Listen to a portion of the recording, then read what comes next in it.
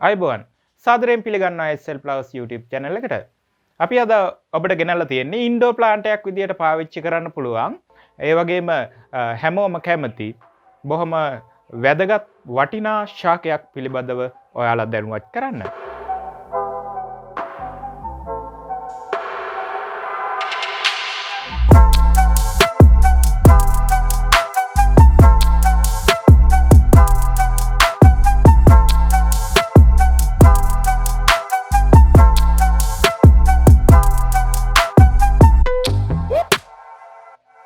ස්නෙක් plant එහෙම නැත්නම් සෙන්සවේරියා මේක ඔයාලා ගොඩක් හොඳට අහලා පුරුදු නමක් වෙන්නේ නැති සමහරට සමහරු අහලත් නැති වෙන්නේ නැති නමුත් ඔයාලා මේ ශාකය දැකලා ඇති මේක ඔයාලගේ සමහර පැතිවල ගම්මානවල වැටවල් අයින් වල ඒ වගේම ගල්වල ගල් ගොඩවල් වල කැලෑවල හැමතැනකම දකින්න පුළුවන් සමහර ප්‍රදේශවල සමහර ප්‍රදේශවල මේක වෙළඳ පොලේ මල් පැල විකුණන්න තියෙන තැනක ඉතාම වැඩි මිලකට විකිනෙන ශාකයක් වෙලා තියෙනවා. ස්නෙක් ප්ලාන්ට් එහෙම නැත්නම් අපි කියනවා සෙන්සවේරියා කියලා. ඇත්තටම සෙන්සවේරියා කියලා කියන්නේ මේ ශාකයේ අයිති ශාක ගණයට. සමහර වීඩියෝ වල මම දැකලා තියෙනවා මේක සෙන්සවේරියා කියන ෆැමිලි එක කියලා කතා කරනවා. නමුත් ඇත්තටම ෆැමිලි එක නෙමෙයි ශාක ගණය ජීනස් එක තමයි සෙන්සවේරියා කියලා කියන්නේ. මේ සෙන්සවේරියා වලට සුවිශේෂී හැකියාවක් තියෙනවා.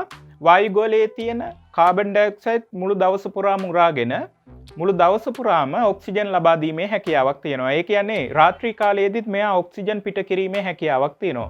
අපි දන්නවා සාමාන්‍යයෙන් ශාකයක් දවල් කාලයේදී තමයි ප්‍රභාස් සංශ්ලේෂණය කරලා ඒ වගේම ඔක්සිජන් ඉපදවීම කරන්නේ දවල් කාලයේදී. නමුත් මේ සෙන්සවේරියා වල විශේෂත්වය තමයි මෙයාලා රාත්‍රී කාලයේදීත් ඔක්සිජන් පිට කිරීම සිදු කරනවා. ඒ නිසා ඉන්ඩෝර් ප්ලාන්ට් එකක් විදියට භාවිතා කරන්න පුළුවන් හොඳ ශාකයක් තමයි මේ සෙන්සවේරියා කියන ඒවා. මේ සෙන්සවේරියා මගේ අතේ තියෙන්නේ මගේ ළඟ තියෙන දැනට මේ එක වර්ගයක් විතරයි. නමුත් ඔයාලට මේවා කොළවල හැඩය විවිධ ප්‍රමාණයේ සෙන්සවේරියා පැල තියෙනවා. ඒ වගේම මේ කොළයක් නැතුව කූරක් වගේ හැඩයට තියෙන සෙන්සවේරියා පැල තියෙනවා. මේවා ඕනම ශාකයක් මේ සෙන්සවේරියා කියලා කිව්වම ඒ ඕනම ශාකයකට හැකියාව තියෙනවා රාත්‍රී කාලයේදී ඔක්සිජන් පිට කිරීමට. ඒ නිසා ඉන්ඩෝර් ප්ලාන්ට් එකක් විදියට එහෙම නැත්නම් ගෙවල් ඇතුලේ තියාගන්න බොහොම සුදුසු ශාකයක් තමයි මේ සෙන්සවේරියා එහෙම නැත්නම් ස්නෙක් ප්ලාන්ට් කියලා කියන්නේ. ඒ වගේම මේක ඔයාට බඳුනක රෝපණය කරගන්න පැල ලබා ගන්නත් ඉතාම ලේසියි.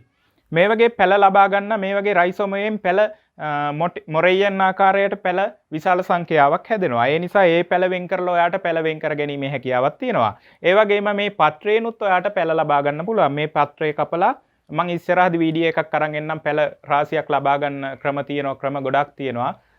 ඒ විදිහේ වීඩියෝ එකක් අරන් එන්නම්. ඒ පැලවලින් කොළවලිනුත් මේකේ පැල ලබා ගන්න පුළුවන්. එහෙනම් ඊටාම ලේසි මේකේ ශාකය හදාගන්න පැල කරගන්න පැල බෝ කරගන්න ඒ වගේම වෙළඳ පොලේ විශාල ඉල්ලුමක් තියෙනවා. සමහර ප්‍රදේශවල මේක රුපියල් 1000කට වඩා වැඩි මිලකට විකුණන්න පුළුවන් ශාකයක් තමයි සෙන්සවේරියා කියලා කියන්නේ. මේ සෙන්සවේරියා පැලයක් බඳුන් ගත කරගන්නත් හරිම ලේසි. මේකට අවශ්‍ය වෙන පස් මාධ්‍ය තමයි මතු පිට පස් එකක්, කොම්පෝස්ට් කොටස් එකක් සහ වැලි කොටස් එකක් කියන පස් මාධ්‍ය භාවිතා කරලා ඔයාලට ඕනම බඳුනක මේක රෝපණය කරගන්න පුළුවන්. මම මෙතෙන්දි තෝරගෙන තියෙනවා මේ බඳුන මගේ තියෙන සෙන්සවේරියා පැලේ සිටව ගන්න. මේකෙදි සුවිශේෂී වෙන්න ඕන. මේකේ හොඳින් සිදුරු තියෙන්න ඕන. හොඳින් ජලය බහැලා යන්න ඕන. මොකද සෙන්සවේරියා කියලා කියන්නේ ජලයට එච්චරම කැමති ශාකයක් නෙමෙයි. මේක ඔයා බඳුන් ගත කරලා ඉවර වෙලා බඳුනක තියලා ජලය දාන්න ඕන වෙන්නේ සති දෙකකට සැරයක් ජලය දැම්ම නම් ඇති. ඒ කියන්නේ ජලය ඊටාම සුළු ප්‍රමාණයක් තමයි අවශ්‍ය වෙන්නේ. බඳුන ගොඩාක්ම වියලි නම් සතියකට සැරයක් දැම්මම කමක් නැහැ. නැත්තම් සාමාන්‍යයෙන් සති දෙකකට සැරයක් වතුර දාන්න දැම්ම නම් හොඳටම ප්‍රමාණවත්. ඒ තරම් ජලයේ ඉල්ලුමක් නැති ශාකයක්. ඒ නිසා අපි බඳුන හොඳ සිදුරු සහිත බඳුනක් තෝරගන්න ඕන. මොකද අපි මේකට වතුර දැම්මට පස්සේ ඒ වතුර ටික ඉක්මනින් බහැලා ගිහිල්ලා බඳුන් මාධ්‍ය තෙත ජලය අඩු වෙන්න ඕනේ. ඒ නිසා හොඳින් සිදුරු තියෙන බඳුනක් තෝරා ගැනීම ඉතාම වැදගත්. ඒ වගේම මම කලිනුත් කිව්වා මේකට අවශ්‍ය වෙන පස් මාධ්‍ය මතු පිටිපස් කොටස් එකක්, කොම්පෝස්ට් කොටස් එකක් සහ වැලි කොටස් එකක්. වැලි භාවිතා කරලා තියෙන ජලය ඉක්මනින් බැහැලා යන්න ඕන නිසා.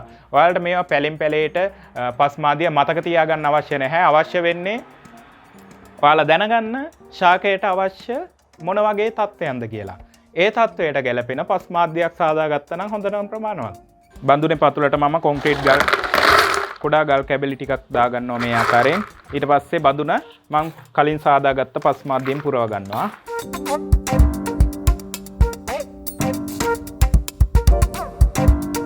අපි මේ පැලය දැන් මේකෙන් රෝපණය කරගමු. මතක තියාගන්න ඕනේ ඊළඟ කාරණය තමයි මේ සෙන්සවේරියා පැලේ සිටුවද්දී අපි පස් දාන්නේ මේකේ අලය වැහෙන්න විතරයි. මේ මුල් වලින් උඩට මෙතනින් මේ ප්‍රමාණයෙන් උඩට පස් දැමීමක් සිද්ධ කරන්නේ නැහැ. එහෙම වුණොත් මේක කුණු වෙන්න පුළුවන්. පැලේ නරක් වෙන්න පුළුවන්. ඒ නිසා අපි මේ ප්‍රමාණයට පස් පුරවගෙන බඳුනේ ඊට පස්සේ පැලය මේ ආකාරයෙන් බඳුනේ මැදින් තියලා අපි ඊළඟට පස් දාගන්නවා උඩින්. ඒ පස් දාගනිද්දී අර මං කලින් කියපු විදියට ඒ මුල් වැහෙන්න විතරයි පස් දමා ගැනීම සිදු කරන්න ඕනේ.